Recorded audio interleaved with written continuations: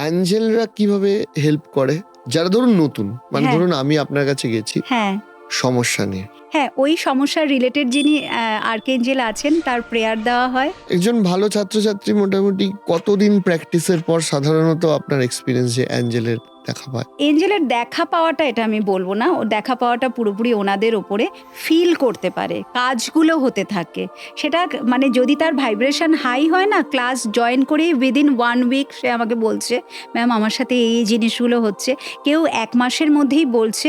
আমি মানে এই যে তোমার এটার পরেই যে ব্যাচটা এসছে তারা এত রেজাল্ট পাচ্ছে, আমি নিজেও অবাক হয়ে যাচ্ছি কি করে হচ্ছে। ম্যাক্সিমাম আমি বলবো আমার তো 2 মাসের কোর্স, তার মধ্যে 1 মাসের মধ্যেই সবাই বুঝতে পারছে 90%। এবার কিছু তো থাকবে যারা বুঝতে পারছে না, কেন পারছে না, ওই যে বাস্তু চলে আসছে ওখানে, তার পাস্ট লাইফ চলে আসছে, তার প্ল্যানেটারি পজিশন চলে আসছে, বা এটাও হতে পারে যে সে অতিরিক্ত অলস, প্র্যাকটিসই করে না।